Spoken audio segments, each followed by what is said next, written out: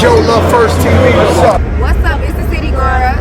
It's Shada Love First. Love First. Period. What's up, man? You know what time it is? Fresh with a PH, man. Shout out to Love First TV, man. Don't play this up. Get in tune. Love First, man. PH. What up, everybody? It's another episode of the Love First podcast.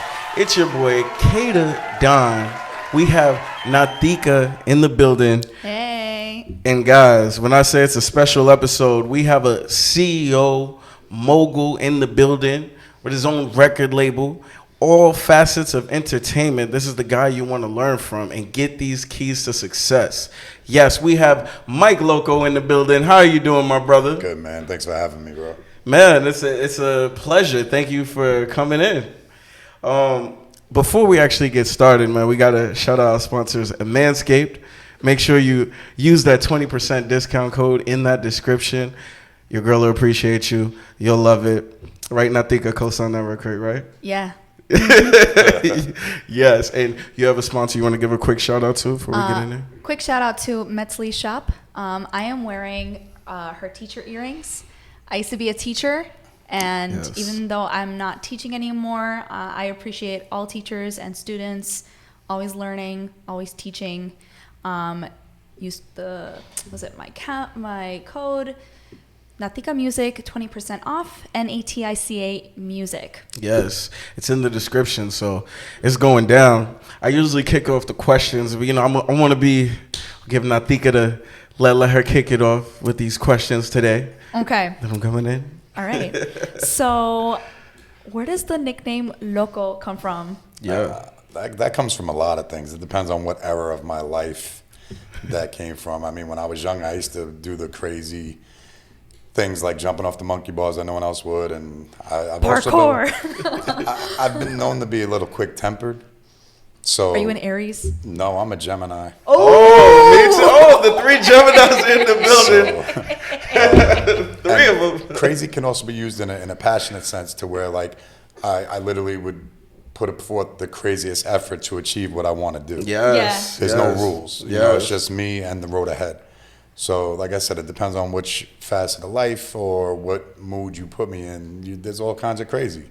So, that's where that came from. I like that. I like For that answer. sure, that's fire. And shout out 3 Geminis in one place. So all y'all other signs that's hating right now, There's 6 of us. 6 of us. What y'all gonna do?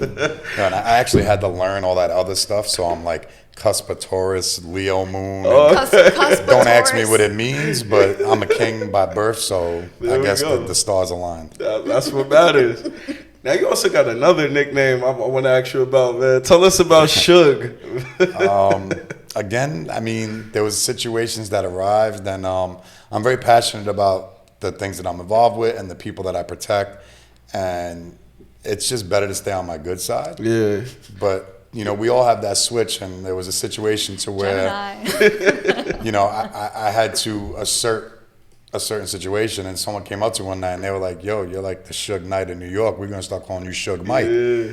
And I was like, I'm not really hanging people off balconies. Oh, that's but what I was about to ask. Yeah. But I mean, mess with my loved ones, we'll find out. Don't hang them off a balcony, but they, hang them off somewhere. It might not necessarily be a balcony, but It's easy to negotiate with me. Yes.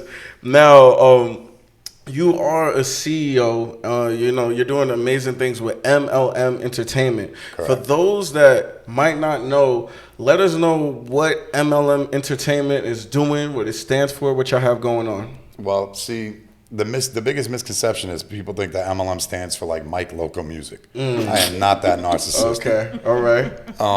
It comes from many phases, because we're not just a record label. We're in multiple forms of entertainment. So we're making legendary music. We're making lasting moments, making legitimate moves. Whatever the anagram you want it to be, whatever you want it to mean for you, that's what MLM represents. It's what it calls out to you. At the end of the day, we build it like a family, and we're trying to touch a lot of different areas and aspects of the entertainment industry. And I'm a very big advocate for education, so shouts to you for being a former teacher. Yeah. Thank you. I feel there's a big hole and void in the industry of the lack of education. Absolutely. So I'm a sure. champion of spreading that education and making sure that it's known and people learn the business side of things, whether it's with music, whether it's with production, whether it's with acting, whether it's modeling. And then I'm also using the entertainment portion of it to create our own events and curate real events and show you what real promotion is and what real, production quality is to the best of our ability as we grow the company. Yes.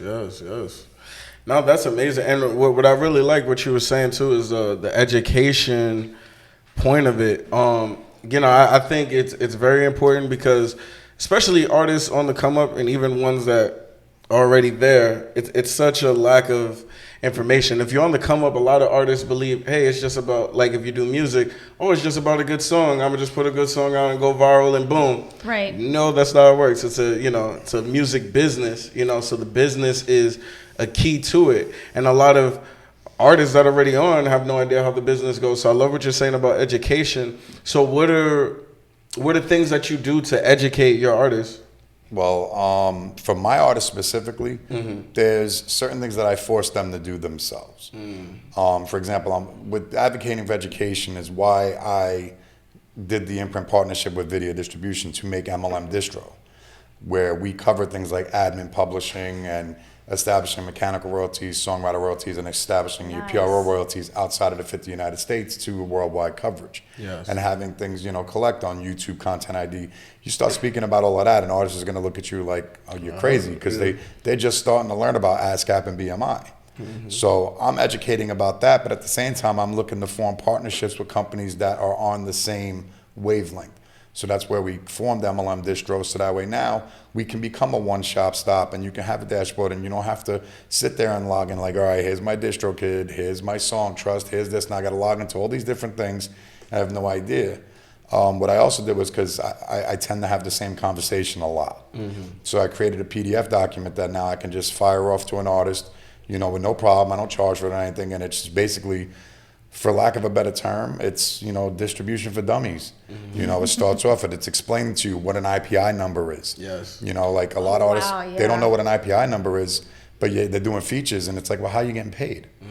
You're not registering that IPI number, like you can't get your percentages. You have to track the song And so not only am I just saying the word IPI number, I'm explaining to them what that is, and there's a small little, paragraph on each thing. And when we talk about admin publishing, and we talk about ISRCs, and we talk about UPCs, and we talk about sync places, whatever I'm talking about, this document now gives you a step-by-step of what you need to do, starting with your cover art and where you need to register your music, so that way you can get as many of your pennies in one piggy bank as possible and leave nothing on the table. Exactly. Education right there. Y'all just got some free education right there, right? No, that's real. That's real. So I'm assuming you got all of this, like your education, you educating artists. I'm sure you got from your start when you began interning at a casting agency, and then later on at a record label. So talk to me about your experience. All right, well, I didn't know anything about royalties then. The industry did its dirt to me too, because I was uneducated. I learned everything that I'm speaking on right now about 4 or 5 years ago, because what I did in those situations, I only wore 1 or 2, 3 hats. Now, becoming an independent manager, which led to being an independent label, I had to put on 18, 19 other hats. And starting a company, there's no capital, there's no payroll. So I always tell people, whatever you can't afford to outsource or hire someone to do, you better learn it yourself. Right, that makes sense. So back then, I didn't know those things. And it came from a different cloth back then, like with casting, all right? I was like 14, 15. I was like, oh, I want to be an actor. So I just have a different approach than people. People will sit back at home and wait for opportunity. I'm not that guy. I went and interned at a talent agency. I ended up becoming a talent agent. But every time the fax machine went off, the first sheet of paper that came out, if it was an audition or something that fit my typecast, I was the first name on the list. Oh, wow. So I put myself right in front of where the work needed to be. I'm not going to wait for someone else to find me work. I'm going to go get it. Yeah. And then I was working with someone, and I could say her name. Her name was Danielle Hawkins. And at the time, she was working in the casting agency too, and she had her resume and paperwork into a major label. And from working with her and everything else, the real Roxanne, I don't know if I'm aging myself right now, but the UTFO song, Real Roxanne, and not to be confused with Roxanne Shante, for those who don't understand that they're two different people. But the real Roxanne walked in and she was like just looking to make cameos and things like that. And I grew up around music. I love music. I love the entertainment industry. So I couldn't not talk to her and be like, well, what are you doing with your music? And long story short, here I am at 16 years old, auditioning dances for her, getting the dances together, getting choreographers, talking about production stuff. And she had a single that was actually being worked on, and we were coming up with ideas and treatments. Like we would be on this whole, I don't know if you know Todd McFarlane's Spawn, but she was gonna have this whole like Spawn cape and everything else. And then again, think outside the box. So we needed clothing for the dancers. So I went to the Source magazine. Now, if you really paid attention and you opened the Source magazine, near the back cover, 2 pages before the end of the book, everyone that was advertised in the book, they had all the addresses and phone numbers right there in this little small column. So like a Yellow Pages. So I went and heard no 31 times. Now, let me explain to you my philosophy on no. No stands for nothing other than next opportunity. I love that. So I heard no 31 times until I landed on a gentleman named Greg Ingram's phone number from Pure Players Clothing. And had a conversation with him, and I've had this voice since I was very young, so he had no idea that I was 16 years old. So I set up the meeting. I get to his office.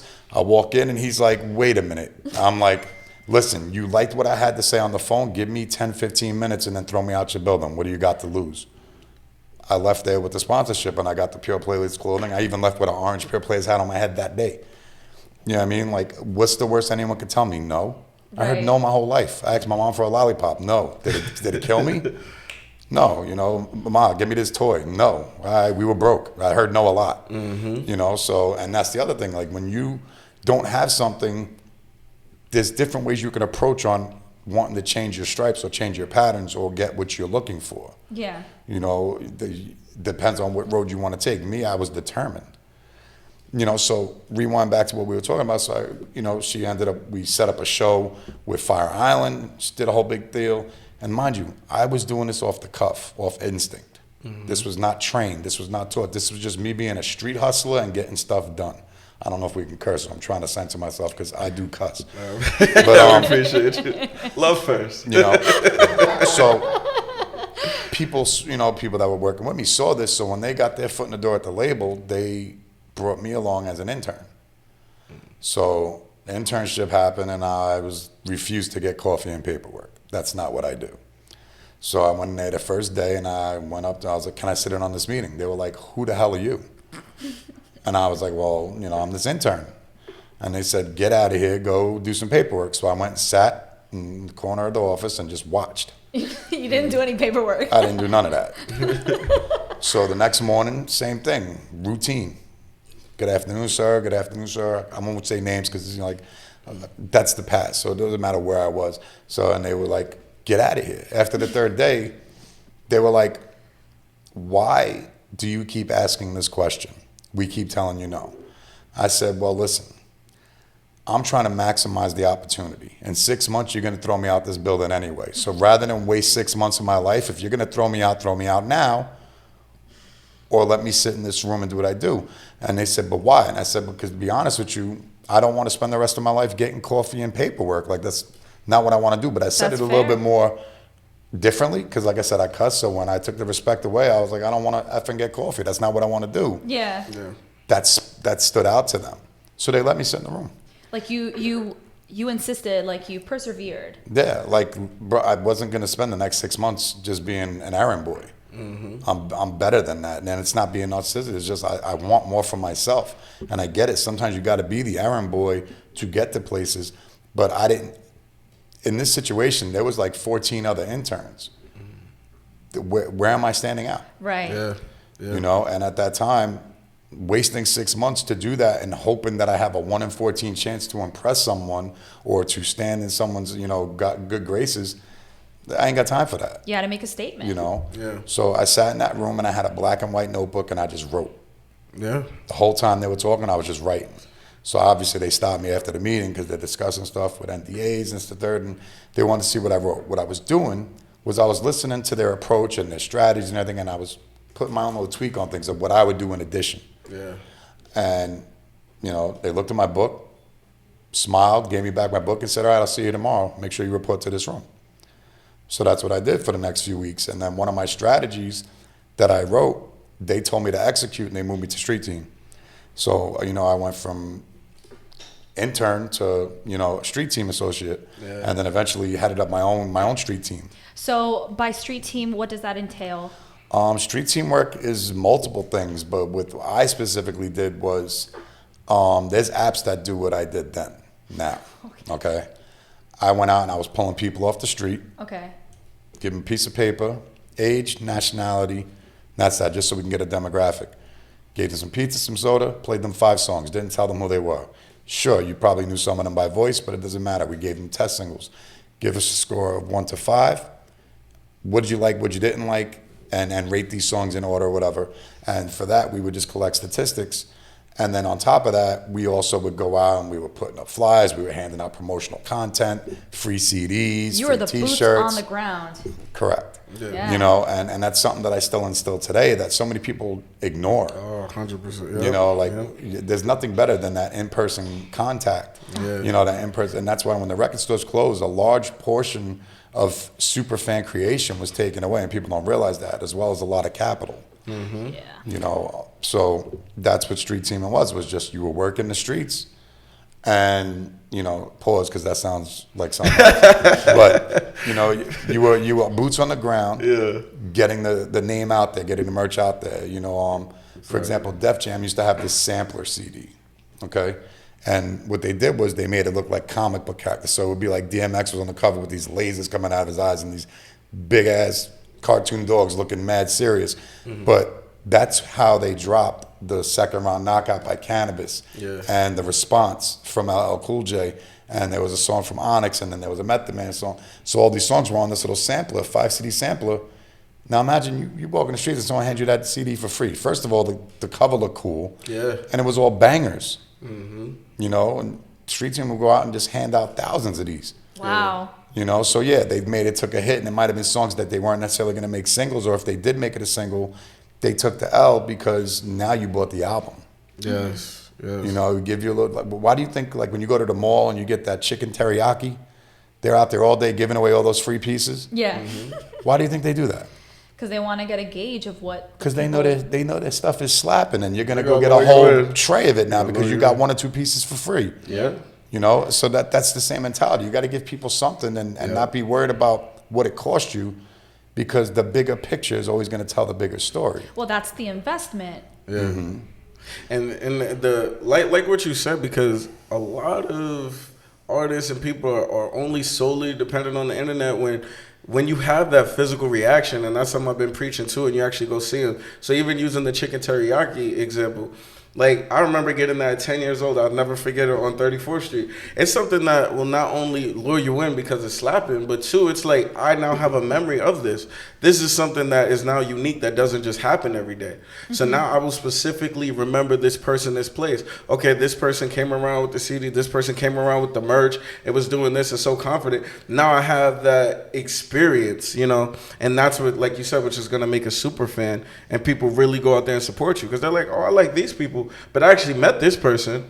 I actually met people from their team. They actually did this for me, and that's super important. What I want to touch on, and I need the audience to take that as a major key. When I say major key alert, that means get your pens and your pencils and your notes ready.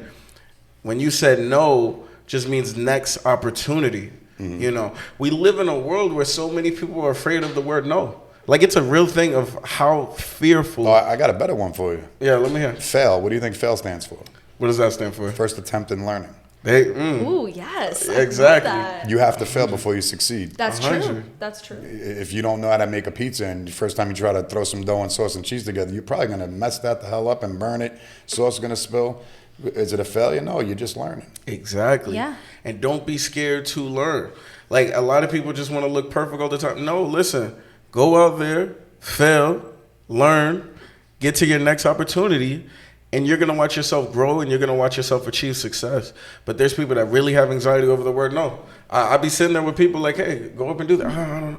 I'm like, well, what's the worst? The best that can happen is you get accomplished what you want to get done. The worst is you just hear the word no. Well, it's perspective based. No one likes to hear no. Think about it. Think about you're a little younger, you're single, you want to go holler at the girl. You don't want to get rejected. Rejection sucks. No. I'll be the first to say it. Sure, no can be damning, but it ain't going to kill you. Exactly. All right, cool. You know, we live in a world with 7.4 billion people. You're going to hear no. And let's just use it on the male-female demographic. There's 3 women to every male. Okay? You're going to hear no 66% of the time. That's a large number. You're going to hear no 66% more than you hear yes at 33%. And that's if, depending on the ranking, that number could even grow even more exponentially.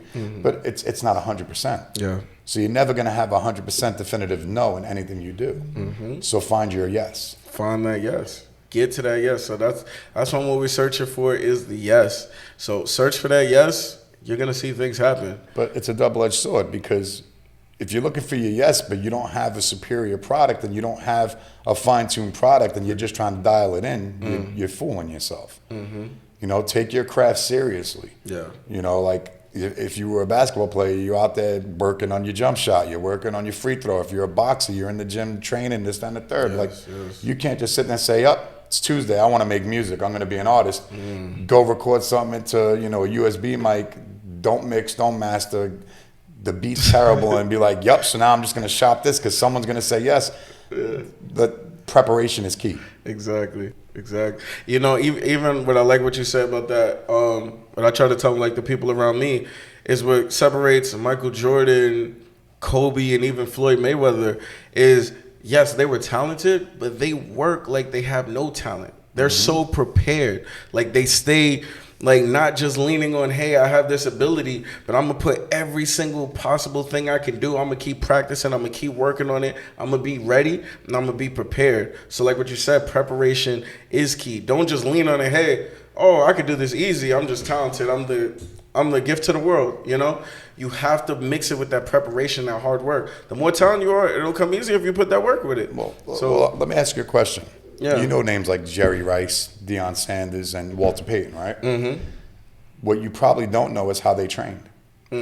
Like Jerry Rice used to run up a mountain, just like Walter Payton. Walter Payton inspired Jerry Rice to do that same thing. He would run up a mountain, and he would condition himself with different, you know, climates and levels of height.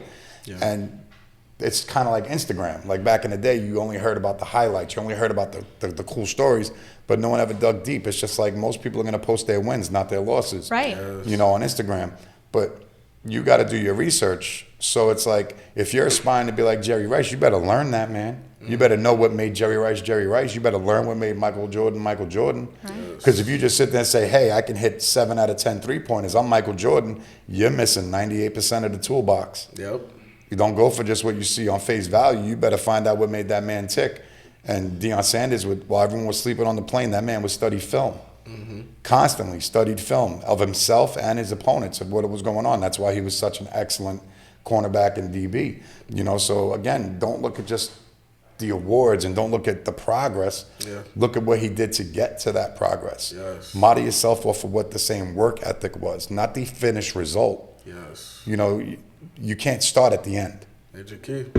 So. I mean, that's real, because a lot of people just look at, hey, they're on TV, hey, they just appeared there and just poof, you know, like, It takes a lot of work. Like, if you really want to get into something, I would say research the behind the scenes part. Oh, yeah. You know, like you said, don't just look at the TV part. Like, really research the behind the scenes of what it takes to get there, because a lot of people, they don't make it or they fall so easy because they were unprepared. Yeah. They didn't know what it really means, you know? So even with you and your ambition, you know, a lot of this stuff with you being at the casting agency and the record label, you did all of this before you even like turned 18. Correct. You know, so you know, so just being on that grind and learning, building these relationships. What would you say? What are the most notable people you've got to work with, and what did you learn from them? Well, we were talking about video stuff before we got here, so I've been on a lot of sets with Hype Williams. Yeah, that man runs music videos like it's a movie set. Yeah. He's got like 7 cameras running. The sets are crazy, you know. And what independent artists think is making a music video now, there's nothing in comparison to what an actual set is like. So I learned a lot from just even observing Hype Williams and the different, you know, assistant directors, the ADs, even the PAs and the gaffers, you know, just looking at how many components are needed for what, you know, you see the finished result. Again, don't focus on the finish. You know, you watch a music video, you have no idea all the work and all the people that it took to go into that, and then what the budget was for that. So if you don't have this budget and you can't get these people, what makes you think you can get that finished result? Right. So now you have to work within your means. You have to earn your way. There are steps to everything. Yeah. You know, I've met a lot of people that instilled a lot of wisdom. I've had a couple of conversations with Kevin Lyles that, you know, I met him when I was real young, and he put a lot of, you know, gems and things into, like, and just even just watching him. Yeah. Sometimes it's not even about conversation. Sometimes you just need to shut the hell up and observe and watch, you know, and not be so quick to want to hurry up and get somewhere. Sometimes you need to hurry up and wait. Yeah. You know, and just really see what the inner workings are and what goes on, and watching the people that aren't talked about. See, like, it's not even about the bigger names. Some of the people I learned the most from, I don't even remember their name. They were just people in passing or people that I had one conversation with. You have to understand something. We live in a world, again, with a lot of people. There's a lot of knowledge. There's a lot of different personalities, a lot of different approaches. Yeah. There is no one correct answer for anything that you do. Yeah. You have to find your path. You have to find what works for you. So maybe you'll tell me some advice, and maybe she'll tell me some advice, and maybe he'll tell me some advice.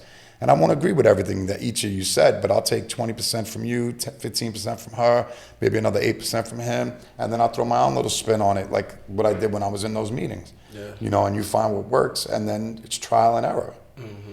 You know, the only time you really lose is when you quit. Yeah.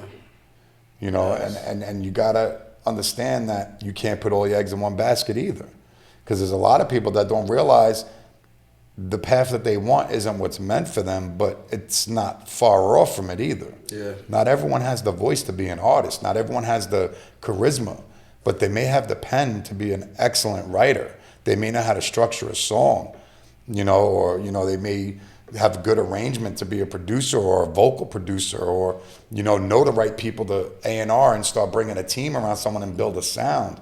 Yeah. You know, everyone just finalizes and makes things so vague. There's so many intricate moving parts to any industry.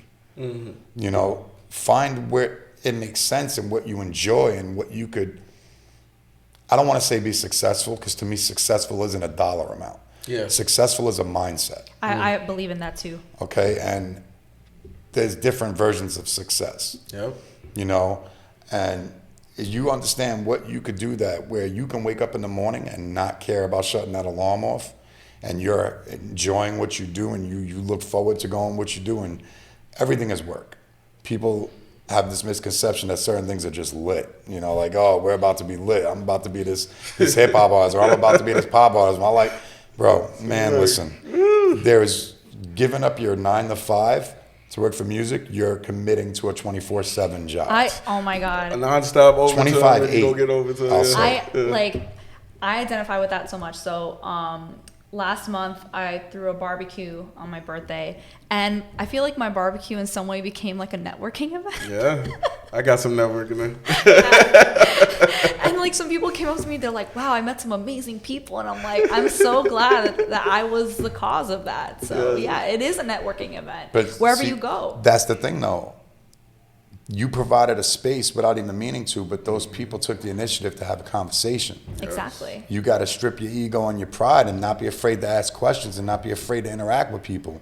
Mm-hmm. We live in an age now with social media that's really made the world so antisocial. No one knows how to have a conversation, or someone's just automatically assumes, like, if I met you on the street and I was saying, you know, like, hey, you know, pardon me, you know, your earrings look great.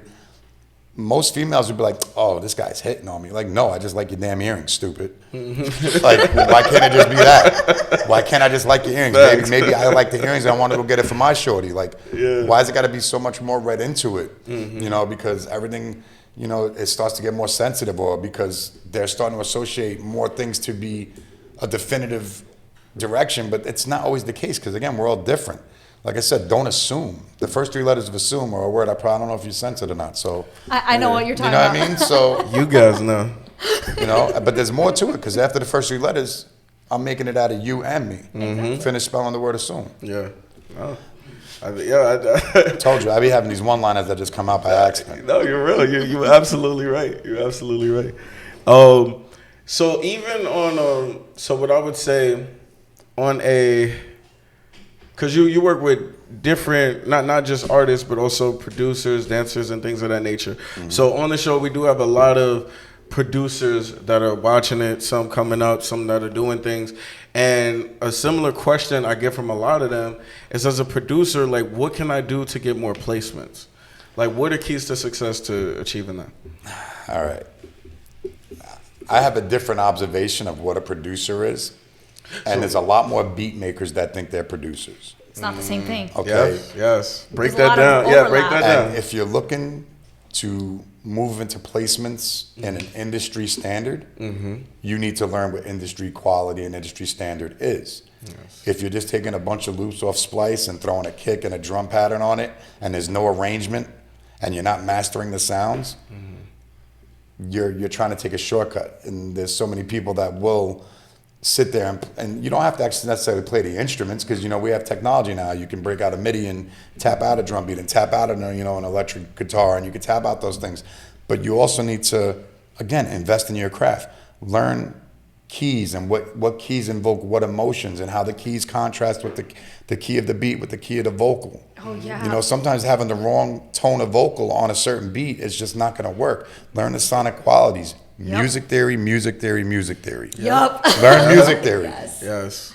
Like I said, everyone's in a rush. Like, cool, you can have some beats in your head and everything. Like, dude, I have music in my head all day long. I never learned how to use, I'm gonna date myself again. I never learned how to use a DAT machine and the 8-beat DAT and all that stuff. And I look at everyone on the doors now and I'm like, but I have a natural gift to where I don't need metronome. You put me on a MIDI, I'll tap out a beat, it'll be on beat. Guaranteed. But I don't know how to use everything. Yeah. But what I was known for was I'll stand over your shoulder and I'll start mimicking sounds with my mouth, or I'll start giving you an idea, or I'll tap out a beat and be like, yo, let's do that. And I'll start playing with something. When I hear something I like, yeah, let's do it like that. Now let's stretch this. That probably just blew a bunch of producers' mind because they're not even looking at it like that. Yes. Because I'm sorry, you're a beat maker. But it's okay to be a beat maker. You got to start somewhere. Yeah. But learn your craft. Yeah. And if you want to get into places, whatever, start. Like everyone loves to say, we outside. We outside is not 15 feet in front of your house. Go to events. Bro, here's a real easy tip. Which camera's on me? That one? Yeah. I'm going to talk directly to you. Talk to him. Go to Eventbrite. Go to Dice. Go to these different things. Search free networking music events. Maybe even put the keyword producer. And when it says that there's one there, don't forget to go. Get your ass out of your house, go there, and learn. Ask questions. Network. You're like so her right. barbecue. Yes. So how do you want to get placements? I'm not going to give you the golden rule. I'm not about to drop you like Ghazi's email address or something like that from Empire. But Empire has networking events all the time. I'm working with 3 producers that I'm talking with that, they started getting their foot in the door, and now they're getting invited on a regular basis to these Empire producer events. Yeah. So now they're in talks with different artists that are doing things. Yes. You have to put yourself out there, and you got to also have the quality of work. Yeah. If one big thing, like, because I've had my artists get played on the radio. How do you get your artists on the radio? I have the most simplest answer. What's that? Listen to the radio. If what you're making doesn't sound like what's on the radio, good chance you're probably not going to get on the radio unless you have a good radio agent and you're spending this, that, there. But even still then, having the money or having a radio agent or having a friend at a radio station doesn't mean that's going to magically get you on the radio. Right. The music You has have to to be good, sound, and compression, like you sit there and you record a vocal at a certain point and it's too low. When it goes through the radio waves, the compression goes and now the beat's swallowing the vocal and you can't even hear the vocal anymore. Yes. That's why you got to listen to the track in multiple locations.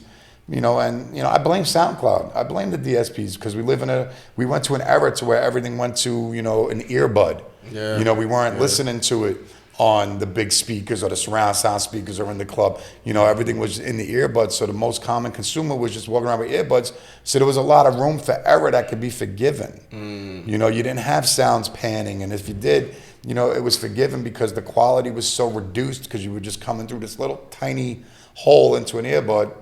Whereas, you know, my generation, we had these big Dookie Kobe headphones, bro, and everyone on the bus was listening to what I was listening to because I was just an idiot and I played my stuff loud, and you're gonna listen what I'm listening to. And then, you know, and if my headphones broke, I was looking for the dude with the big Dookie Kobe's so I could listen to what he was listening to because I was salty that mine were broken or my batteries died. You know what I mean? So that's just how it was. Not earbuds, bro. I could be literally, I ain't hearing what you're hearing. It's so direct and there's so much room to mask mistakes. But then you take them same records, you take some of them SoundCloud records that really went, you put it into a surround sound system, you put it in a club, all of a sudden you hear all that mud, all that feed, all that noise and distortion, and you're like, whoa, this don't sound like what I remember. You sitting there playing with the EQ in your car like crazy because now you grew up. So now you went from being on the bus and the train with your earbuds, and now you got the system in your whip, and you're like, I don't remember this sounding like this. This is pretty bad. That's why. Yeah. Understanding, you know, so again, just study all you need to learn. Go to accredited schools to learn, you know, engineering and sound quality. Because being a producer, you do have to have engineering background. You need to understand how sound works and how music works and how key of change, it makes sense. It's side chain and everything else. Like, you need to know this stuff, and I'm not a producer. So if I know this much and you calling yourself a producer and I'm making you confused and scratch your head, shame on you because I'm not a producer. So if I know more than you, step your shit up. Yeah. And yeah, it's true what you're saying. And invest in yourself, which is more than just money. It's time and knowledge. Definitely. You know what I mean? Like you said, go to school for it when you can. And then even, we live in a world where you can literally learn anything online. Bro, YouTube University is I was about amazing. to say, you can learn instead of watching just a bunch of funny videos and memes, take some of that time and energy. You can literally learn. I went to a music school and I got mad on YouTube when I learned something I didn't learn at the music school. I was like, yo, YouTube got everything. Like, how did I tell you I started in acting? How did I tell you I started in music in general? I went and worked for free. Interning, yeah. Talk to someone, be like, hey, you're at a studio. Can I come shadow you? You don't even got like, can I just come and watch? Can I invest my time and just be a fly on the wall? Can I, you know, I'll sweep the studio, whatever it is. Like, you don't got to get paid. Yeah. Education is value. Yeah, people don't want to pay for consultation and that, but you'll pay 60, 70 grand a year to go to college. It's the same thing. You're paying for education on one thing, but you won't have a risk for education in another. You sound stupid. Exactly. So go volunteer, go intern, go put yourself in a position to make yourself better. Yes. You have to make sacrifices to get ahead. Yes. So be outside, do the research, invest in yourself. And then get into the rooms to have the right conversations. Yeah, make those connections. Digilog, they're a great company. They do networking events almost every other month for free. You just got to... I know this may be difficult for a lot of people. You got to log in. Was it you got to enter? Yeah, I know. I was about to say that one more time. Digilog, yeah. Digilog? Yeah. Okay. Digilouge. Okay. They do networking events all the time. You'll meet people from all different walks. You'll meet the guy that, you know, works in the mailroom at Facebook, and then you'll meet this producer that's there. Like, it's a very big networking event. Shouts to Digilog. Like, they do a lot of amazing things, and there's tons of people that do that. Yeah. But like I said, like, you're there. And like I said, the only thing you got to do is enter your name, your first name, your last name, your number, and your email. That's it. You're done. And then they email you a ticket. It's a free event. Yes. If that's too much work, quit. Yeah, that's real. That's for real. What are you doing? And leave your house. That's the other part of your job. Leave your house. More than 15 feet. Like, really all the way outside. Don't just, tip your toe outside, but all the way outside. Go out there, and you'll be surprised what happened just by going outside. Seriously. We do have a commercial break, but when we come back, we have some major keys to success for entrepreneurs. If you want to know what you can do to be successful, what your mindset should be like, we're gonna get some keys from him. And also, upcoming artists, we're gonna ask him what are the major people that you should have on your team as an upcoming artist to be successful and get where you want to be. How you need to build your team. So make sure y'all stay tuned. And of course, make sure y'all like, comment, subscribe. And if you don't have the Love First TV streaming app, what are you doing? It's keys to success. Invest in yourself, okay? Why hate when you can love first? It's your boy K to Don from the Love First podcast. And I'm Natica. Yes, and if you love the podcast, you want to get your brand in here, we're doing commercials. All you have to do is reach out and you can have your commercials in our Love First podcast episodes. In our first year, we already had over 9 million watch time minutes, over thousands of views every single episode.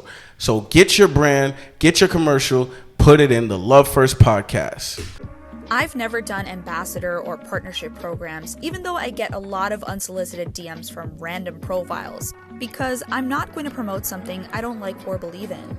But when Areli of Metzli Shop announced her affiliate program, I literally jumped at the opportunity because I already own some of her jewelry and I truly love them.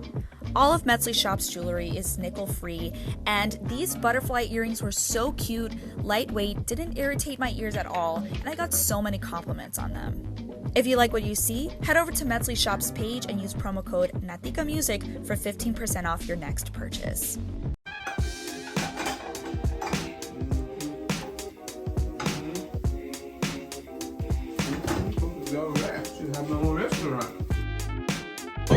Man! Wait, man. Hold on. I just came to tell you about something that's going to change your life. Man, It's going to change your life. The Love First where did TV you come app. from? Man, that's so important. But you better say something. What is important is the Love First TV app. It's available for all iOS and Android devices. It'll literally change your life if you want to start a business, if you want to get funded, and just be inspired. I got you right here. So all you have to do is hit subscribe and watch it change your life. Just don't hit me. Just hit subscribe. Yeah. Don't cry when I come around, I wanna see smile. Don't cry when I come around, I wanna see smile. You could call me daddy, 'cause I'll always be here to hold you tight in my arms and protect you. You could call me daddy, 'cause I'll always be here to hold you tight in my arms and protect you. You can see Love First TV inspired me to begin my little dream, and the finance channel helped me get the money to start my little entrepreneur dream, which is this, as you see right here. Hello everyone, it's Kwame Dickerson, aka K to Don. I'm the CEO and founder of Love First TV. It's the app that'll literally change your life. From our Love First podcast, where we inspire you, give out keys to success, our finance channel, where we teach you how to start up your business, get funding for your business, and a whole lot more. We have web series, comedy shows, game shows, the list just doesn't stop. And we have a bunch of tutorials that'll teach you just about anything. So all you have to do is download the app to your phone, your iPhone or Android device, and then from there you just pick a plan. It's only $5 a month. Or you can sign up for our most popular plan, which is our annual plan. You save 17% on that. It's only $50, that's right, only $50 for the year, and that's a one-time fee.